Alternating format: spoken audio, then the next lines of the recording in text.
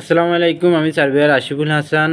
স্বাগতম জানাই আমার ইউটিউব, ফেসবুক, ইনস্টাগ্রাম, টিকটক চ্যানেলে। যে আজকে আমরা একটা জরুরি বিষয় নিয়ে কথা বলবো, সেটা হচ্ছে যে মিক্সড স্কলারশিপ। অর্থাৎ মিক্সড স্কলারশিপ সম্পর্কে অনেকেই ধারণা আছে, যারা উচ্চ পর্যায়ে পড়াশোনা করেন তাদের ধারণা আছে মিক্সড স্কলারশিপটা জাপান সরকার বাংলাদেশের ছাত্রছাত্রীদের জন্য উন্মুক্ত রেখেছে এবং জাপান সরকার এর সমস্ত খরচাদি বহন করে। অর্থাৎ একজন মিক্সড স্কলারশিপ আবেদনকারীকে কোনো খরচ বহন করতে হয় না। কিন্তু এক্ষেত্রে এই স্কলারশিপটা ধরতে হলে বা এটার জন্য আবেদন করতে হলে কিছু নির্দিষ্ট ক্রাইটেরিয়া আছে। ওই ক্রাইটেরিয়া অনুসারে আপনাদেরকে মিক্সড স্কলারশিপটা ধরতে হবে। তো জাপান একটা উন্নত দেশ, এখান থেকে উচ্চশিক্ষা গ্রহণ করা বাংলাদেশের ছাত্রছাত্রীর জন্য খুবই সৌভাগ্যবান।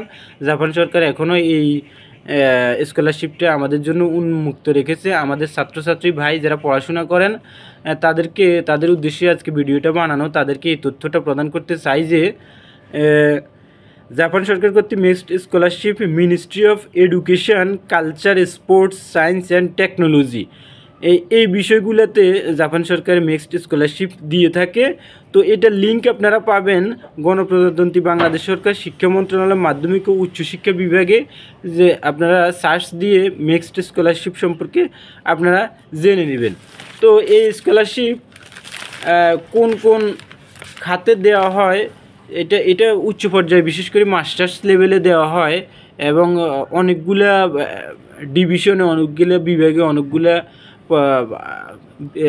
ইয়েতে মানে আলাদা আলাদা ক্যাটাগরিতে এই মিক্সড স্কলারশিপ দেওয়া হয়। তো এই ক্ষেত্রে প্রধান ক্রাইটেরিয়া হচ্ছে যে একজন ব্যক্তিকে মাস্টার্স প্রোগ্রামের জন্য আবেদন করতে হবে, অবশ্যই ব্যাচেলর ডিগ্রি কমপ্লিট করা থাকতে হবে এবং জাপানি ভাষায় দক্ষতা থাকতে হবে এবং একটা পরীক্ষা দিতে হবে জাপান এম্বাসির সাথে। বাংলাদেশ ইয়ের সাথে শিক্ষা মন্ত্রণালয়ের সাথে সংযুক্ত আছে। দুইটা প্রতিষ্ঠান একযোগে এই স্কলারশিপটা পরিচালনা করে। তো পরীক্ষাটা নেওয়া হয় ইংরেজিতে এবং জাপানি ভাষায়। এই জাপানি ভাষা বা ইংরেজি ভাষায় আপনারা পরীক্ষা উন্নীত হলে তারপর আপনারা স্কলারশিপ পাবেন। এক্ষেত্রে সব খরচ জাপান সরকারই বহন করে, শুধু একজন শিক্ষার্থীকে আবেদন করতে হয় এবং স্কলারশিপের জন্য পরীক্ষা দিতে হয়। পরীক্ষাটা জাপান এম্বাসি বাংলাদেশ থেকে পরিচালিত হয়। প্রত্যেক বছরে মিক্সড স্কলারশিপ দেওয়া হয়।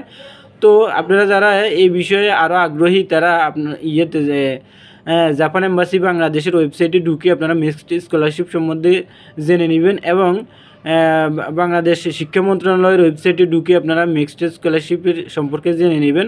আশা করি এই স্কলারশিপটিটা বাংলাদেশের উচ্চশিক্ষা ছাত্রছাত্রীদের উচ্চশিক্ষা প্রদানে খুব গুরুত্বপূর্ণ ভূমিকা পালন করে। আমি সার্ভেয়ার আশিফুল হাসান ব্যক্তিগতভাবে জানি এটা, তাই সবাইকে জানানোর উদ্দেশ্যে আমি আজকে এই ভিডিওটা করলাম। তো আশা করি যারা উচ্চশিক্ষা নিতে চান বা উচ্চ পর্যায়ে পড়াশোনা করতে চান তারা মিক্সড স্কলারশিপের জন্য আবেদন করবেন। আর যদি কেউ না বুঝতে পারেন বা কীভাবে আবেদন করতে হবে, তাহলে আমি আমার টিকটক, ইউটিউব চ্যানেল, আপনারা আমার ইউটিউব চ্যানেলটা সাবস্ক্রাইব করে রাখবেন। ওইখানে নতুন নতুন ভিডিও আমি আপলোড করব। ওইখানে আমার নাম্বার দেওয়া থাকবে, ওই নাম্বারে যোগাযোগ করে আপনারা আমার কাছ থেকে সহযোগিতা পাবেন। আমি কোনো টাকা পয়সা নিই না, আমি জনগণের সেবার উদ্দেশ্যেই এই ভিডিওটা করা। তো সকলকে ধন্যবাদ। আমি সার্ভেয়ার আশিফুল হাসান। পাশে থাকবেন, কাছে থাকবেন। ভিডিওটা ভালো লাগলে লাইক দিবেন, কমেন্ট করবেন, বেশি বেশি করে শেয়ার করবেন জনসাধারণ যাতে করে জানে। সেজন্য সকলকে ধন্যবাদ। আল্লাহ হাফেজ। আজকের জন্য এখানে সমাপ্ত।